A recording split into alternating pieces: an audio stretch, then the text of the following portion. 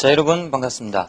자, 오늘은 이제 5번째 시간이 되겠습니다. 자, 이번 시간에는 왜 공부를 열심히 해야 하는가, 그리고 왜 우리 학생들이 공부를 못하는지에 대해서 이야기를 하겠습니다. 일단 우리가 이제 공부를 열심히 하라 그러는데 왜 열심히 해야 되는지 그 이유가 있겠죠. 또 왜 그렇다, 그 다음에 이제 공부를 한다라고 했을 때 우리가 왜 이제 공부를 못하는지 그 이유도 있겠죠. 이제 거기에 대한 이야기를 한번 해보자는 겁니다. 그리고 선생님이 첨부 파일로 내가 지금 이제 강의와 관련된 중요한 내용들을 올려놓고 있습니다. 그거는 출력을 해서 꼭 참고를 하십시오. 아시겠죠? 먼저 왜 열심히 공부를 해야 하느냐? 첫 번째, 왜 열심히 해야 되느냐? 바로 뭐든지 할 수 있다라는 자신감 때문입니다. 뭐든지 할 수 있다 라는 자신감을 갖기 위해서 열심히 해야 돼요. 그것도 왜 열심히 해야 되냐? 인맥 때문입니다. 바로 친구죠, 친구. 그 다음 세 번째, 바로 인프라입니다. 인프라. 자, 먼저 첫 번째 요 이야기부터 하겠습니다. 공부를 왜 고등학교 때 열심히 해야 되느냐 하면은, 이때 뭐 공부가 아니어도 좋습니다. 나는 뭐 노래를 잘한다, 운동을 잘한다, 그럼 무조건 열심히 해서 반드시 성공을 해야 됩니다. 왜 그러냐면 이유가 있습니다. 네, 예를 들겠습니다. 여러분들, 내가 저번 시간에 이야기했지만 사람들 보면 IQ, 지적 능력 큰 차이가 없다 그랬죠. 현재의 나의 모습은 과거에 내가 살아봤던 모습들이 그대로 투영된 거라 그랬죠. 과거에 내가 어떻게 생활했느냐, 어떻게 공부했느냐가 바로 현재 나의 모습이다 그랬습니다. 자, 그러면은 네, 예를 들겠습니다. 서울대, 법대 다니는 친구들은 어지간하면 사법고시 다 붙습니다. 준비를 일단 하면은 거의 다 붙습니다. 2년 만에 붙든 뭐 4년 만에 붙든 5년 만에 붙든 어쨌든 다 붙습니다. 걔들이 머리가 좋아서 거의 다 붙습니까? 아닙니다. 붙을 수 있다는 자신감이 있습니다. 왜냐하면 고등학교 입시를 통해서 자기가 원하는 대학에 갔단 말이야.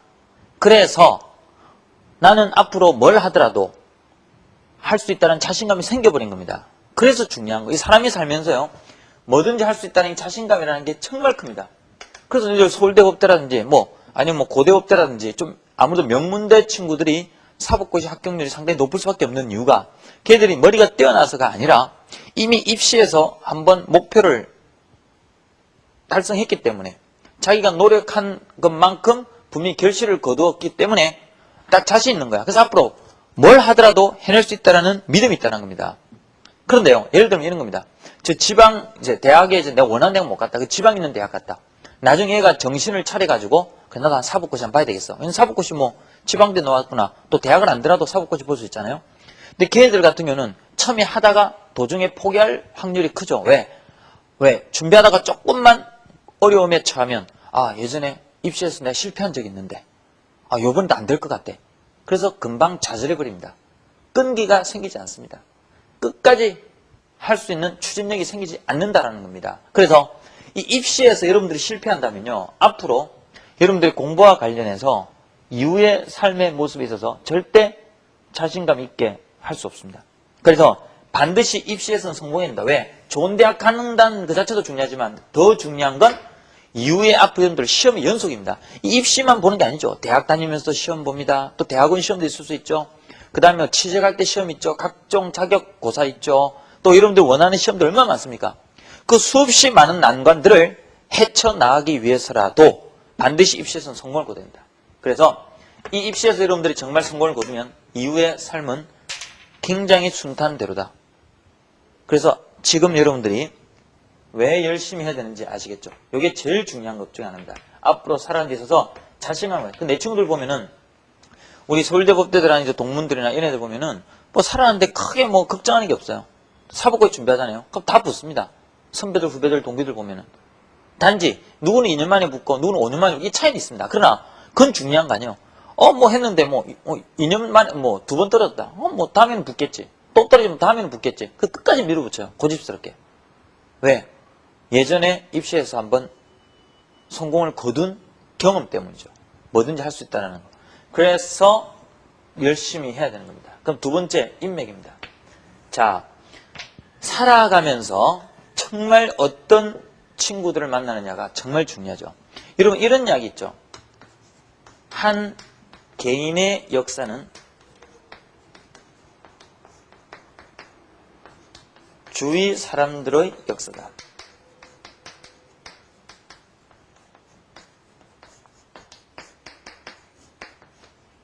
한 개인의 역사는 주위 사람들의 역사다. 자, 이게 뭐냐면 그만큼 주위 사람들 잘 만나야 된다는 뜻입니다. 자, 내가 왜 이런 이야기를 하느냐면은 쌤도 지금 쭉 살아오면서 보면은 내 인생에 있어서 굉장히 큰 도움을 준 사람이 많았습니다. 만약에 여기서 몇 사람인데 일단 우리 어머님도 있고요. 또 대학 다니면서 내가 만났던 선배들, 내 실명을 거는 어려운데 그 다음 내가 이제 학원에서 학생들을 가르치면서 일단 뭐 손준쌤도 그 중에 한 분이고 등등 내가 살아오면서 한 2, 3년 주기로 만났던 사람. 그 다음 내 고등학교 때는 정말 또 친구 중에서는 연일이라는 친구하고 성민이라는 친구 있습니다. 이 친구는 연대 상경대였고 한 친구는 이제 고대 경제학과 갔는데 고대 사회대 갔습니다. 그런데 이 두 친구하고 내가 고등학교 때 공부를 같이 했습니다. 힘들 때 서로 이제 북돋아 주기도 하고 막 좌절할 때 서로 힘도 막 주고. 근데 만약에 내가 이런 친구들을 만나지 않았으면 공부 열심히 안 했을 수도 있죠. 그러니까 서로 간에 경쟁됐습니다. 초등학교 친구인데 어릴 때부터 불알 친구예요. 그래서 계속 저와 같이 공부한 거예요. 그 처음에는 이때 연희라는 친구가 제일 잘했습니다. 근데 나도 이제 같이 친한 친구면서도 또 경쟁 의식도 좀 있고 더 열심히 했죠. 그러다 보니까 나머지 셋 다 잘 된 거예요. 근데 만약에 내가 어릴 때부터 친했던 친구들이 완전히 뭐 양아치 또는 이제 망나니들 같이 놀았겠죠. 무슨 말인지 알겠습니까? 자, 그리고 내가 아무리 능력이 좋아도 누가 끌어주지 않으면요 그 사람 성공 못합니다. 무슨 말인지 알겠습니까? 내가 예를 들겠습니다. 내가 모 회사, 자, 이게 인맥이 얼마나 중요한지 내가 몇 가지 예를 들어볼게요. 내가 모 회사 과장이에요. 모 회사 과장입니다. 자, 서울대 나왔다고 합시다. 그리고 고향은 부산이다라고 합시다. 자, 근데 신입사원을 뽑았는데 신입사원이 2명이에요. 한 명은 서울대 나오고 부산입니다. 고향이. 근데 한 명은 고려대 나오고 고향이 광주예요. 자, 그러면 이제 면접을 봅니다. 이제 이 신입사원이 합격했습니다. 자, 그럼 이 친구 보고 자네 광주 출신이군. 야, 빛골 광주. 민주화의 성지. 정말 좋은 데서 자랐군. 고려대 나왔군. 야, 훌륭한 명문대 나왔군. 그래, 자네 우리 회사에서 열심히 하게. 그 다음부터는 할 이야기가 없죠. 근데 이 친구 보십시오. 자네 부산 나왔네. 부산 대동고등학교 나왔잖아. 이 새끼. 야, 너 부산 태종대 가봤어? 해운대 가봤어? 할 이야기가 무궁무진하죠. 또 대학. 서울대 나왔네. 이 새끼. 야, 너 서울대 아직도 자연 있어? 그럼요, 선배님. 제가 그 자연 지나가지고 여자친구가 헤어졌잖아요. 그 다음에 그래? 나도 그랬는데. 또 야, 교수 있어? 그럼요. 그 교수 학점 안 줘가지고요. 저 F 받아가지고 한 학기 더 늦게 졸업하지 않았습니까? 그래? 그 새끼 나도 학점을 안 줘. 이렇게 할 이야기가 많죠. 무슨 이야기인지 됩니까? 우리가요, 팔은 안으로 굽는다는 말이 있습니다. 이게 왜 그러냐면, 이건 인지상정이에요. 사람이 나빠서 그런 게 아니라, 생각을 해보십시오. 우리가 유럽 여행을 갔습니다. 우리가. 거기서 일본 사람, 미국 사람, 우리나라 사람 만났습니다. 누가고 빨리 친해집니까? 우리나라 사람이죠. 왜? 서로 공유하고 있는 경험이 많죠. 빨리 친해지는 거예요. 이 또 마찬가지입니다. 신입사원이지만, 고려대, 광주대에서는 아는 게 없죠. 그러나 부산, 서울대에서 너무나 잘하니까 이미 서로 교감이 되는 거예요. 따라서 빨리 친해지겠죠. 자, 그렇다면 내가 앞으로 어떤 일을 수행할 때 프로젝트가 떨어졌어 나한테. 그 프로젝트를 수행할 때 누구를 데리고 같이 일하겠습니까? 당연히 내 대학 후배자, 고향 후배 데리고 일하겠죠. 이건 나빠서가 아니라 그만큼 빨리 친해지고 일을 같이 하기 편하기 때문입니다. 물론 시간이 흘러서 보니까 얘는 내 후배긴 해도 성격이 개차반이 능력도 없어. 근데 얘는 고대 나오고 광주에는 능력도 있고 정말 성격도 좋아. 그러면 장기적으로 볼 때는 얘를 데리고 일을 하겠죠. 그러나 만약 능력에 큰 차이가 없다면, 별 차이가 없다면 이 친구를 끌어줄 수밖에 없습니다. 무슨 말인지 알겠습니까? 예를 들면 이 메가스터디도 마찬가지예요. 메가스터디 시작할 때 보면 이제 손준쌤하고 저하고 이제 몇 분이 시작했는데 다 대학 동창들이었습니다. 왜 그러냐? 친하니까 안면 있고 익숙하니까. 예를 들어서 일을 할 때 모르는 사람 할 겁니까? 예를 들어서 여러분들 생각해 보십시오. 자, 어떤 선생님이 야, 너희들 오늘 앞으로 세 명이 한 조를 이루어가지고 팀을 짜서 리포트를 제출해라. 그럼 모르는 친구하고 팀 짜겠습니까? 아니죠. 자기하고 친한 친구하고 팀을 짜죠. 무슨 말인지 이해됩니까? 그래서 여러분들이 살아가면서 요 친구들, 선배들, 이 인간관계가 정말 중요합니다. 내가 하나 또 예를 들어볼까요? 이건 내가 선생님 대학원 다니면서 공부할 때 경험인데요. 대학원 다닐 때도 인간관계가 정말 중요해요. 무슨 말인지 알겠습니까? 왜 중요하냐면은 우리 대학원 다닐 때 실험을 많이 하잖아요. 그럼 그 실험 전자민경이라든지 원심분리기, 초고속 원심분리기 같은 게 굉장히 비쌉니다. 한 대밖에 없기 때문에 수백 명이 사람들이 같이 써야 돼요. 그런데 우리 선배 중에 한 명이 진짜 천재적인 선배 한 명 있었습니다. 근데 그 선배는 결국 많이 떠났습니다. 대학원을. 왜 그러냐 이유가 있는데 능력이 워낙 뛰어나다 보니까 사람들하고 가까이 안 하는 거예요. 그러다 보니까 선배들이 싫어요. 내가 왕따 당하는 이 선배들이 왕따 당하는 이 선배들 싫어하는 거야. 그래서 그 선배들 중에서 이제 관리하는 사람이 있겠죠. 초고속 원심분리기를. 그럼 이 선배한테 성격이 못한 이 선배한테는요, 능력 뛰어난 이 선배한테는 원심분리기 사용 기회를 안 주는 거예요. 맨날 새벽에 준다든지.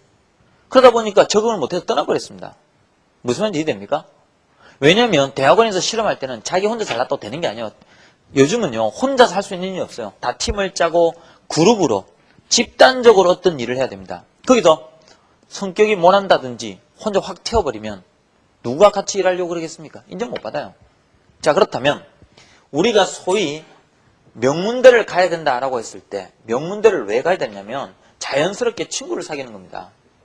난 이게 정말 소중한 자산이라고 생각합니다. 지금은 대학 다닐 때는 몰라요. 그러나 졸업하고 사회생활하다 보면 이게 엄청나게 크다는 걸 느낄 겁니다. 그리고 또 아무래도 소위 아직까지 명문대라고 부르는 데를 가면은 아무래도 친구들이 좀 생산적인 고민을 많이 할 거 아닙니까? 앞으로 우리 사회의 비전이 뭐고 또 어떤 게 유망하고 그죠? 그런데요, 아무래도 좀 비선호 대학을 가게 되면은 놀자판 아니겠습니까? 아무래도 좀 적극적이고 진취적이고 어떤 미래지향적인 사고를 하는 친구들이 좀 적을 거 아니에요. 그럼 그 분위기에 휩쓸려가는 겁니다. 아시겠죠? 그래서 왜 조금이라도 명문대를 가야 되느냐, 공부를 열심히 해야 되느냐, 바로 인맥 때문입니다. 명심하십시오. 한 개인의 역사는 주위 사람들의 역사다. 정말 사람을 잘 만나야 된다. 따라서 사람을 잘 만나야 되기 때문에 이왕이면 여러분들이 배울 거 있는 사람, 나한테 도움이 될 수 있는 사람들을 가까이 된다는 걸 꼭 명심하십시오. 정말 살아가면서 중요합니다. 그래서 가능성 있는 사람과 사귀어야 된다.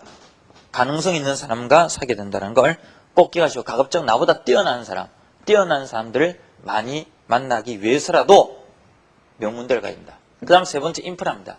참 이게 비참한 건데, 선생님이 대학 다닐 때, 선생님이 다녔던 대학은 그나마 이 과학과 관련된 시설이 거의 완벽하다라고 할 정도로 좋았습니다. 그런데도 부족한 게 많더라고요. 부족한 실험 기자들도 많고 뭔가 부족하더라고요. 그런데 다른 대학 다니는 친구들 이야기를 들어보니까 형편없대요. 무슨 말인지 이해됩니까? 소위 명문대라고 하는 것은 뭐냐면 인프라, 즉 나름대로 자기가 뭔가 생산적인 일을 또는 공부를 하고자 할 때 기본적인 시설이 완벽하게 갖춰져 있습니다. 장학제도 잘 돼 있고요. 실험 기자재도 좋고 연구시설도 좋고 교수님도 좋아요. 실력 있는 교수님들 많아요. 그런데 좀 미안한 이야기지만 학생들이 선호하지 않는 대학 가면요, 시설 자체가 안 좋아요. 자기가 아무리 공부를 열심히 하고 싶어도 그 여건이 안 돼 있습니다. 그럼 무엇보다도 거기 있는 교수님이 생각이 딴 데가 있습니다. 지금 현재는 이 대학이 있지만 자꾸 더 좋은 대학 가려고 자꾸 어플라이하고 막 딴 데 눈 돌리고 있습니다. 그런데 좀 소위 명문대에 있는 교수님들은 그 대학을 떠나기 싫어가지고 엄청나게 열심히 연구하고 가르칩니다. 출발부터가 틀려요. 그런데 좀 지방에 있는 대학이라든지 비선호하는 대학은 거기 있는 교수님들이 이미 선입견 자체가 여기 우리 대학 들어온 친구는 공부하려는 애들이 아니야. 아무리 열심히 안 하겠죠. 자꾸 다른 대학 가려고 돌리겠죠. 그러니까 제대로 못 배우는 겁니다. 그 다음에 공부 여건 자체가, 학습 여건 자체가, 실험 여건 자체가 별로 안 좋다는 거죠. 그러면 생각해 보십시오. 4년 동안 대학 다녔을 때 어느 대학을 나온 친구들이 더 훨씬 뛰어난 경쟁력을 갖겠습니까? 당연히 명문대죠. 그래서 여러분 명심하십시오. 바로 이 세 가지 때문에 우리는 공부를 열심히 해야 되는 겁니다. 아까 제가 말했죠. 왜 공부를 열심히 해야 하는가? 그리고 왜 공부를 열심히 해서 가급적 조금이라도 명문대를 나와야 되느냐? 할 수 있는 한 이때 명문대는 여러분 스스로 판단하십시오. 바로 요 세 가지 있죠. 이 중에서도 제일 중요한 게 바로 요겁니다. 입시에서 나름대로 한번 성공을 거두면 그 다음부터는 더 성공할 가능성이 커진다. 왜? 한번 입시에서 성공을 거뒀기 때문에 그 다음엔 다른 시험도, 이후에 치를 시험들도 잘할 수 있다는 겁니다. 인생이라는 건 시험 연속입니다. 입시가 끝이 아닙니다. 대학 다니면서 시험 본다 그랬죠. 대학원 들어갈 때 시험 본다 그랬죠. 각종 자격고시 시험 무지 많습니다. 요즘 회사 들어가도 승진 시험이 있습니다. 시험은 끝이 없습니다. 그래서 처음에 잘 봐가지고 자신감을 길러야지 뭐든 할 수 있다. 그 다음 인맥. 정말 중요한 거죠. 그래서 가급적 명문대를 가면 좋다. 그래서 부모님들이 그러죠. 이왕이면 좋은 학군에 좋은 대학 가게 하려고 다 이유가 거기 있는 겁니다. 심지어 미국 같은 경우 우리나라보다 더 심하죠. 유치원부터 명문 유치원을 보내려고 그러죠. 명문 초등학교, 명문 중학교, 그죠? 바로 이것 때문이에요. 다 이유가 있는 겁니다. 명심을 하시길 바랍니다. 자, 그렇다면 이제 우리 학생들이 이제 공부를 열심히 해야 되는데, 왜 우리 학생들이 공부를 못하느냐? 왜 공부를 못하는지 그 이유에 대해서도 우리가 한번 분석을 해보자. 왜 공부를 못하는가? 자, 이유를 하나하나 제가 분석을 해드립니다. 이걸 알아야지 해결할 수 있겠죠. 지피지기는 백전백승이다 그랬습니다. 먼저 우리나라 학생들은 기본적으로 후천성 성격 조급증 환자입니다.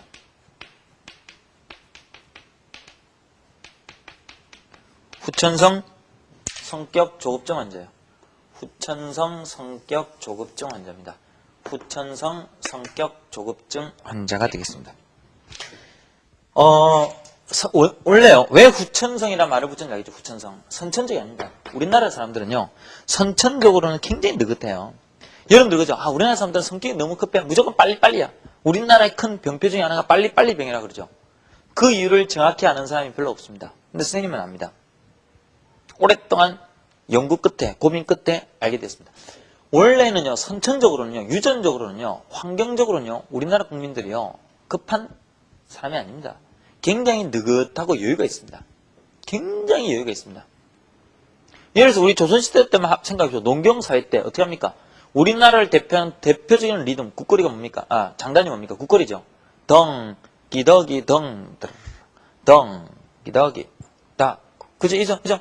농사일 때도, 야, 디, 뭐 이런 거 있잖아요. 그죠? 엄지 얼마나 느립니까? 그죠? 아리랑, 스리랑. 그죠? 급하지 않습니다. 양반들, 그러죠? 딱 대문 앞에서, 개똥아! 내가 왔다! 그러면, 알았네! 하면서 하면, 그죠? 옷 천천히 입고, 신발 신고, 친구, 배웅 나가는 한 2, 30분 걸리죠. 자네 왔는가? 문 열어주고, 그죠? 자, 한 잔 밖에나, 도포, 자락 탁 제끼면서, 똘똘똘똘똘. 자, 한 잔 밖에나, 얼마나 느립니까? 따라서, 선천적, 우리 민족이 급한 민족이 아니에요. 근데 최근 들어서, 산업화가 되면서 우리나라 사람들이 후천적으로 성격이 조급해졌습니다. 오히려 유럽 사람들보다도 우리나라 사람들 성격이 더 급해요. 그 이유가 선생님은 가장 큰 이유가 우리나라 교육제도 때문이다라고 생각합니다. 그 교육제도 중에서 시험제도예요. 여러분 잘 보십시오. 우리나라 시험제를 잘 보십시오.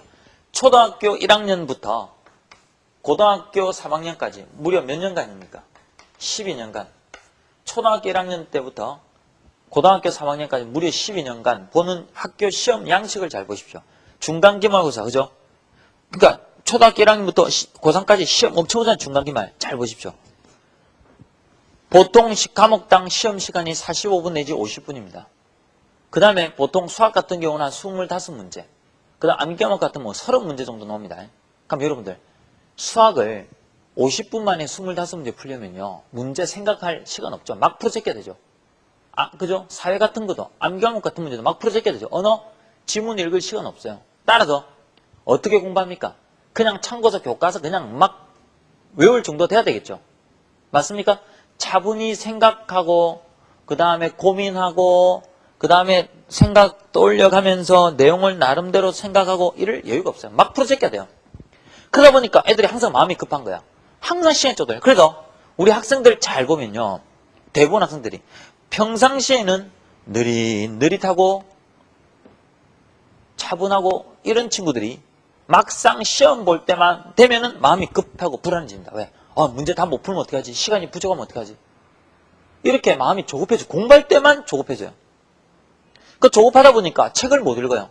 그러니까 마음이 급한 거예요. 수학 정석 책 본다 하더라도 마음이 급한 거예요. 빨리 해야 되는데 요 범위까지 진도까지 빨리 되는데 언제 다 보냐? 시큼 하다 보니까 이해가 안 되는 거야. 그러니까 학원 가야 됩니다. 국사도 마찬가지입니다. 이 국사책도요. 차분차분 천천히 읽어오면 이해가 되게 돼 있습니다. 단어도 자꾸 생각하면 단어도 이해가 돼요. 그런데 마음이 급하니까 막 읽어제끼는 거야. 급하게. 그 내용이 이해가 안 되죠. 학원 다녀야 돼요. 그래서 우리나라 사람들이 독서 능력이 결핍되는 거예요. 여러분들, 난 참 안타까운 게 우리나라 사람들이요, 성인들이 독서를 못합니다. 물론 여기서 독서란 만화책을 말하는 게 아닙니다. 소설책을. 좀 내용이 들어있는 좀 수준 있는 책을 우리나라 사람들은 못 읽습니다. 또 우리나라 대학생들이 대학 가면은 공부를 안 하죠. 우리나라 대학생들이 대학 가면 왜 공부를 안 하는지 압니까? 놀고 싶어서, 공부하기 싫어서 아닙니다. 우리나라 대학생들 중에서 80%는 대학 다니면서 공부 못합니다. 그게 하기 싫어서 안 하는 게 아니라 하고 싶은데도 할 수가 없어요. 왜? 대학은 고등학교 때처럼 학원이 없죠. 그러니까 전공 내용이 이해가 안 되는 거예요. 이해 안 됩니다. 이해 안 되는데 대학은 학원이 없죠. 그러니까 포기하는 겁니다. 그러니까 포기하니까 할 게 뭐 있으면 노는 것밖에 없죠. 그럼 노는 거예요, 그냥. 그렇게 있거든 입시 준비합니다. 취직 준비하는 겁니다. 그거 얼마나 낭비입니까? 고등학교 때까지 진짜 못 빠지게 열심히 공부해놓고 대학 가면 놀아요. 그 노는 이유가 놀고 싶어서 노는 게 아니라 할 게 없잖아요. 공부를 못해요. 왜? 대학 들어가면은 독서하는 능력이 중요한데 책을 읽을 수가 없다니까. 얘 때문에. 책을 읽을 때는 진도를 생각하면 안 돼요. 차분하게 내용이 이해가 안 되더라도 차분히 꼼꼼히 읽으면 이해가 되게 돼 있습니다. 근데 마음이 막 급한 거야. 그냥 급해가지고 막 대강 읽는 거야. 그 읽긴 읽었는데 무슨 말인지 몰라요. 읽긴 읽었는데 무슨 말인지 모르는 거야.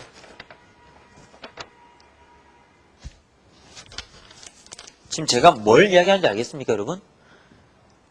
바로 이 시험제도예요. 너무 시험이 범위는 많고 시험 시간 짧고 짧은 시간에 풀어야 되니까 빨리 익숙하게 만드는 거예요. 내용을 이해하고 꼼꼼히 읽고 사색하고 이것은 불가능하다는 겁니다. 이해되든 죽이든 막 급하게 가야 되는 거예요. 이게 가장 큰 이유라 생각합니다. 그래서 우리나라 사람들이 왜 독서를 못하느냐, 그 이유도 바로 그러니까 이게 초등학교 1학년 때부터 고3까지 12년 동안 1, 2년도 아니에요. 12년 동안 이런 나쁜 버릇이 들어버리니까 책을 읽을 수가 없죠. 대학 가서 공부 못해요. 근데요, 미국 애들이나 유럽 친구들은 대학 가면 공부 잘합니다. 고등학교 때까지 우리보다 못해도. 왜? 걔들은요 대부분 논술식이에요. 그러다 보니까 내용만 그러니까 여유가. 그래서 외국 친구들은 공부하는 애들 보면요 책을 잘 읽어요. 왜? 천천히 읽고 이걸 요약 정리하고 생각합니다. 다 논술식이니까. 그러다 보니까 대학 가서 어려운 원서들을 막 읽어내는 거죠. 어려워도 스스로 해결 능력을 갖는다는 겁니다. 왜? 독서 능력이 있으니까. 여유를 가지고 차분히. 쉽게 말하면 1시간 만에 얼렁뚱땅 읽어가지고 내용 이해가 안 되는 것보다 10시간 동안 한 번 읽어도 꼼꼼하게 읽는 게 훨씬 낫습니다, 여러분. 그 다음부터는 웬만큼 이해가 되기 때문에 자꾸 보다 보면 더 익숙해져요. 그러니까 얼렁뚱땅 1시간 들여가지고 10번 읽는 것보다 10시간 들여가지고 한 번을 꼼꼼하게 여유있게 읽는 게 훨씬 나아요. 그런데요, 이게 쉽지가 않아요. 왜? 워낙 성격 조급증 환자가 되어버렸으니까 못 읽는 거야. 급해서. 마음이 급해서. 성격이 급해서. 그래 학원에 의존해야 돼. 근데 대학 가면 학원이 없어. 그러니까 대학 가서 공부 못해. 하기 싫어서 안 하는 게 아니라니까. 대학 공부를 하고 싶어도 어려워서 못해요. 학원도 없기 때문에 대학은. 그러니까 사회 나와도 독서를 못해요. 그러니까 성공할 수가 없죠. 책을 못 읽는데 어떻게 성공을 합니까? 책 속에 얼마나 엄청난 중요한 지식과 지혜들이 있는데. 그래서 절대 여러분들은 명심하십시오. 이거를 버리셔야 됩니다.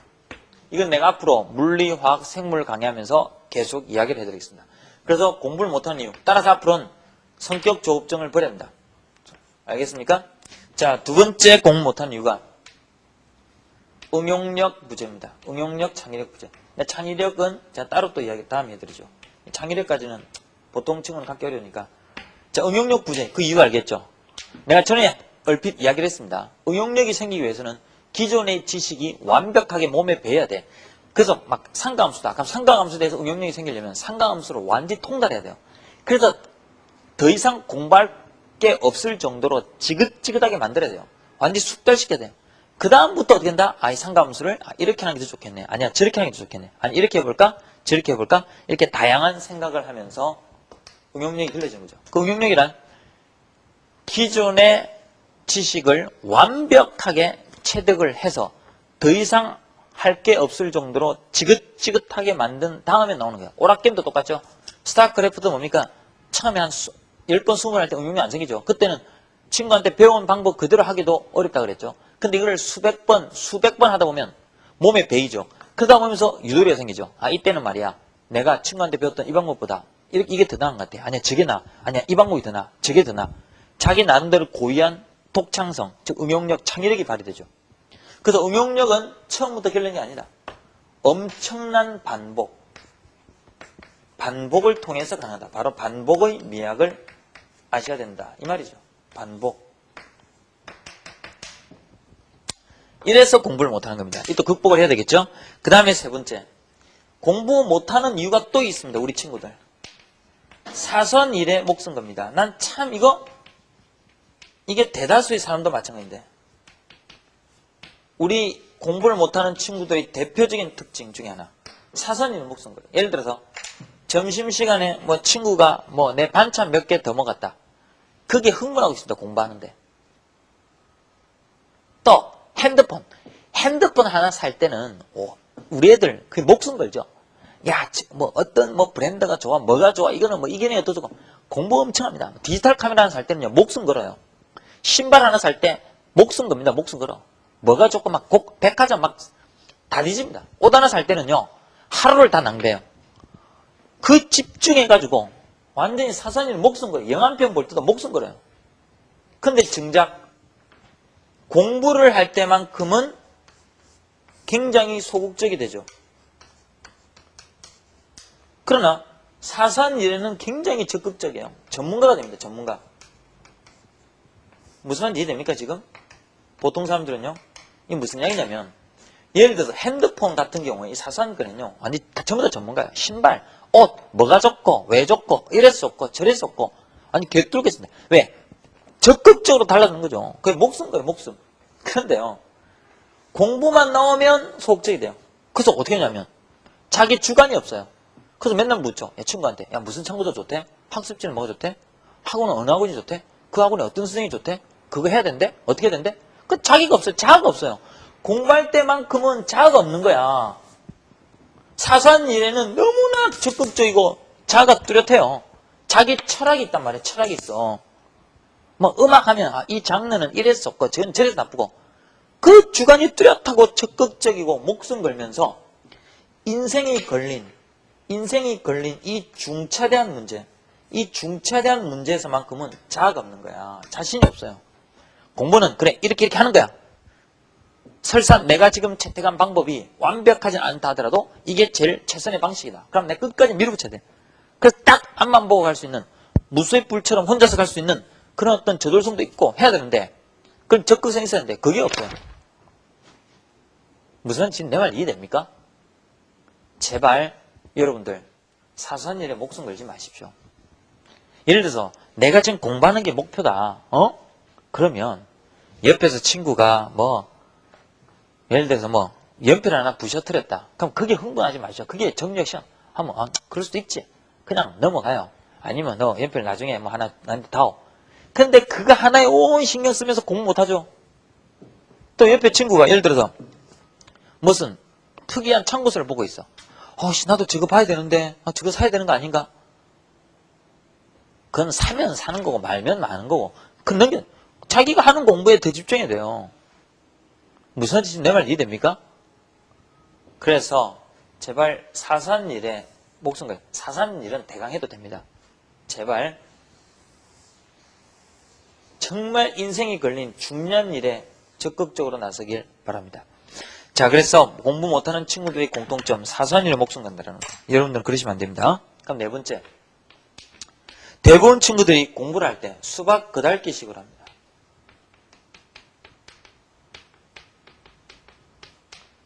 즉 학습의 깊이가 없습니다. 학습의 깊이가 없어. 내가 강의를 하면서 이런 친구들을 많이 봤습니다. 선생님, 이거는 시험 범위가 아닙니까? 안 해도 되죠? 이 시험 범위예요? 아니에요? 이거는 해야 돼요? 말아야 돼요? 이런 질문을 많이 받는데 참 안타까워요. 자, 무슨 말이냐면, 자, 이런 겁니다. 봐요. 예를 들어서 물리원을 예를 들죠. 자, 물리원에 있는 교과서 내용이 이만큼입니다. 이만큼이에요. 그러면 대부분 학생들은요, 어떤 선생님을 좋아하는 줄 압니까? 이 물리원 중에서도 일부만, 이게 우리가 이제 교과서에서 해야 될 내용이다라고 합시다. 그럼 대부분 학교나 학원 선생님들은 좀 몇 가지는 빼버립니다. 좀 중요한 거 위주로 일부만 해줘요. 물론 이것도 나쁘다라고 말할 수는 없습니다. 나쁘다라고 말할 수가 없어요. 근데 쌤 생각은 반대입니다. 물론 이것을 해야 돼요. 그러나 이것도 해야 됩니다.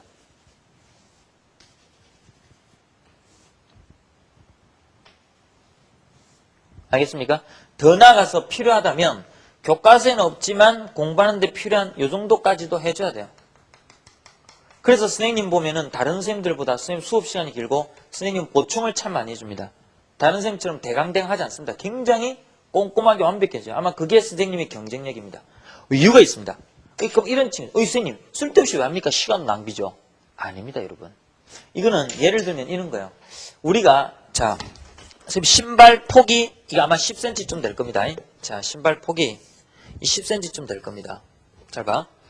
그럼 우리가 걸어갈 때, 자, 평지에서 걸어갈 때요. 자, 보통 이 신발 보폭이 이 10cm라고 합시다. 그럼 이 선을 긋고 평지에서 하면 우리가 잘 걸어가죠. 이렇게 또박또박 걸어갈 수 있습니다. 뭐 어려운 거 없죠? 그런데요, 옆에가 낭떠러지다라고 합시다. 낭떠러지에서는 이 계단을 딱 요 평행틀이 있습니다. 평행틀. 낭떠러지야. 걸어갈 수 있겠습니까? 보통 사람 못 걸어가요. 한 발짝도 못 갑니다. 왜 그런지 압니까? 평지에서는 이 옆에라는 어떤 든든한 버팀목이 있죠. 그러니까 똑같이 걸어가더라도 옆에 버팀목이 있겠으니까 전혀 불안하지 않아요. 든든하다는 말이야. 그런데 똑같은 보폭으로 걸어가는데 주위가 낭떠러지야. 그럼 한 발짝도 못 갑니다, 보통 사람. 참 신기하죠. 봐요. 집 평지인 선생님이 딱 이 보폭만큼 딱 합니다. 그거 아무 기뚱기뚱 거리지도 않고 그냥 잘 가죠. 그죠? 근데 낭떠러지다. 선생님 한 발짝도 못 가요. 그거 왜 그런지 압니까? 이 옆에, 평지에서 이 옆에 부분을 배경 지식이다라고 생각하십시오. 이게 무슨 이야기냐면, 여러분들. 예를 들면, 우리가 인생을 살 때 이거하고 똑같은 겁니다. 자, 선생님이, 주식에 관심이 많습니다. 근데 주식만 아는 사람하고요. 주식뿐만 아니라 부동산과 채권하고 금리, 환율에 다 관심 있는 사람하고는요. 누가 주식 잘할까요? 쉽게 말하면 주식 투자하는 두 사람이 있는데 주식에 대해서만 공부한 사람이 있고 또 어떤 사람뿐만 아니라 채권, 금리, 그 다음에 환율, 부동산 등등등 다 공부합니다. 경기, 그 다음에 세계 경제학. 그럼 우리가 시험 범위는 요거야. 이 사람이 월등히 잘 보죠. 왜? 주식이라는 건 주식 논리로만 판단하면 안 되죠. 이 모든 거하고 관계 있습니다. 배경 지식하고. 지금 내 말 무슨 이해돼요? 공부라는 게요. 여러분들 그냥 시험 범위가 좋다. 요 빨간 이거 흰 부분이다. 그러면 자, 시험 범위가 요만큼이야. 그럼 요만큼만 하면 될 것 같죠? 절대 고득점 안 나와요. 무슨 말이에요?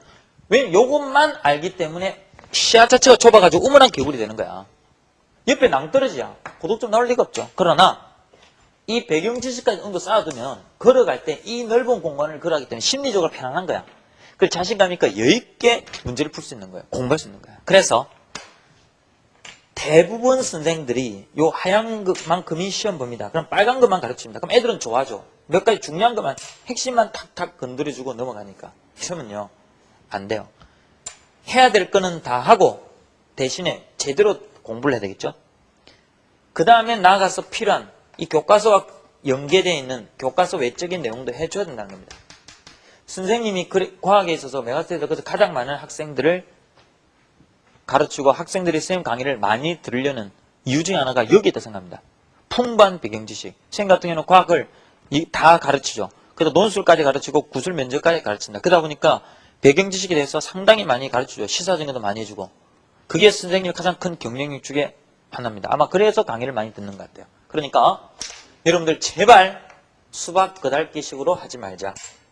알겠습니까? 평행봉 원리 기억을 해라. 자, 그 다음에 자신에 대한 믿음 부재. 자, 우리 학생들이 공부를 못하는 이유 중에 또 하나. 난 우리 학생들을 보면요, 참 안타까워요. 이게 뭐냐면,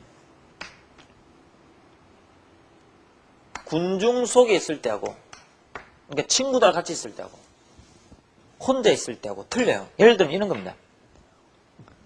다른 친구들과 같이 있을 때는 자신을 과대 포장하려고 그러죠. 나는 말이야, 앞으로, 막 이제 미팅 나갔습니다. 그 앞에 있는 여자친구한테, 나는 이제 법대 나와가지고 앞으로 사법고시 붙어서 판사할 거야, 검사할 거야 합니다. 그럼 막 뻥튀겨요. 자신을 과대 포장합니다. 막 대단한 것처럼 합니다. 근데 혼자 있으면 제대로 안 하죠. 불안해하죠. 아, 정말 내가 할 수 있을까? 아, 안 되면 어떻게 하지? 막 노력했는데 안 되면 어떻게 하지? 아, 큰일 났네. 대부분 애들이에요. 아닙니다. 진짜 여러분들 입시에서 성공하려면요, 혼자 있을 때, 고독할 때, 이때 강해져야 됩니다. 이때 강해져야 돼요. 근데 대부분 친구들은요, 친구들하고 같이 있을 때, 다른 사람들하고 같이 있을 때는요, 괜히 강한 척해요. 혼자 있으면 한없이 나약해집니다. 나 이런 친구들 많이 봤어. 그런 친구들은요, 아무것도 못합니다. 정반대요. 사람들과 같이 있을 때는요, 오히려 자신을 낮추고 겸손한 게 더 좋아요. 아, 제가 뭐 판검사 뭐 할 수 있겠습니까? 사고시 붙겠습니까? 그냥 노력할 뿐입니다. 이런 그리고 혼자 있을 때는 내가 왜 못해? 자기를 다그칠 수 있습니다. 이해됩니까 지금? 그래서 공부를 잘하는 애들 보면요, 공통점이 있습니다. 가만히 보면 좀 멍청해 보여, 애들이. 좀 바보 같아요. 그래서 뭐 쭈삣쭈삣합니다. 물어보면 좀 잘 모르는 것 같아요. 근데 그 내면의 세계는 혼자 있을 때는 엄청나게 독한 애들인데, 그 애들 표가 안 나요. 겉으로 볼 때는 애들 뭐 눈도 제대로 못 뜨고 애가 어리버리하고 보이죠. 진짜 뛰어난 애들은요. 근데 그 내면 세계는 무지 강한 거야. 근데 공부를 제대로 안 한 애들 보면은 겉으로는 무지 강합니다. 당당하고. 그러나 혼자 있을 때는 한없이 나약해지죠. 자, 그래서 절대는 여러분들은 그러시면 안 된다. 혼자 있을 때 더 강해져야 된다. 혼자 있을 때, 고독할 때 강한 사람은요, 반드시 성공을 합니다. 자, 그 다음에 절대 다른 사람 앞에서 강해지지 마십시오. 그건 값싼 위로에 불과한 겁니다. 그 다음 마지막으로 명확한 목적의식이 부족합니다. 목표의식. 그래서 공부를 못해요. 이때 목표의식은 다른 말로 꿈이죠. 꿈, 희망. 여기에서 선생님이 내가 이때 가르쳤던 학생 중에서 몇 명을 예를 들겠습니다. 내가 이때까지 가르친 학생 중에서 너무나 아름다웠던 친구들 몇 명. 그리고 선생님부터도, 제가 전에 언급했는지 모르겠는데, 선생님도 여러분만 할 때 명확한 목표의식이 있습니다. 선생님은 목표의식이 뭔지 압니까? 우리 어머님께 대한 효도였습니다. 효도. 우리 어머님께 대한 효도였습니다. 우리 어머님을 기쁘게 하기 위해서 저는 좋은 데 나와가지고 잘 먹고 잘 살아야겠다. 그런 생각은 추워도 해본 적 없습니다. 우리 어머님께, 특히 부모님께 효도해야 되겠다. 이 생각밖에 없어요. 그래서 지금도 선생님 어머니한테 제일 감사합니다. 나를 공부를 열심히 하게 만들어줬기 때문에. 이러한 목표의식이 있기 때문에 공부할 수 있어요. 근데 대부분 애들은 이게 없습니다. 이런 건 있죠. 내가 여기서 말한 건 명확한입니다. 확고한. 예를 들어, 나는 의사하고 싶은데, 뭐 약사하고 싶은데, 뭐 학교 선생하고 싶은데, 나는 뭐 판사하고 싶은데, 막연하게 하고 싶은 정도 동경은 있습니다. 근데 그건 아니죠. 반드시 하고야 만다. 뭐 재수를 하든 삼수를 하든 편입을 하든 아니면 뭐 목숨 걸고 할 수 있는 이런 목표가 있어야 돼요. 그러면 저는 이런 이야기 했습니까? 첫사랑 사수 걸게 돼 보면은 그때 차태현 그 친구, 그때 손예진이라는 여자친구하고 결혼하는 게 목표 아닙니까? 그러니까 목숨 걸고 가잖아요. 그러면 됩니다. 근데 대부분 이게 없어요. 부재 없는 거예요.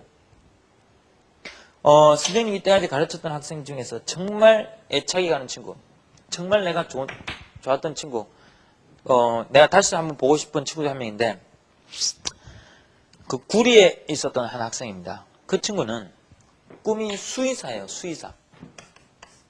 동물을 좋아하는 애였습니다. 내가 얘를 어떻게 알았냐면 강의를 하는데 항상 강의할 때 책을 한 권 들고 있더라고요. 그 동물 백과사전이에요. 보니까 뭐 사자도 있고 호랑이도 있고 보면 그게 어디에 살고 평균 키가 얼마고 먹이가 어떻고 체중이 어떻고 막 그 다음에 아기 때 어떻고 막 있잖아요. 막 자세한 정보들이. 그걸 다 외우고 있더라고요. 항상 들고 다녀요. 그 자기는 동물이 너무 좋대요. 그래서 걔는요. 그래 가만히 봤습니다. 쉬는 시간 공부 진짜 열심히 해요. 애가 머리가 똑똑해 보이지 않는데 항상 행복해하는 것 같아요. 반면 그래서 항상 자기는 뭐 동물이든 식물이든 막 곤충이든 그런 책들을 들고 다녀요. 항상. 그래서 걔는 수의대 가가지고 막 동물들과 같이 지내고 싶대요. 막 치료해주고 보여주고 막 동물들과 살고 싶대요.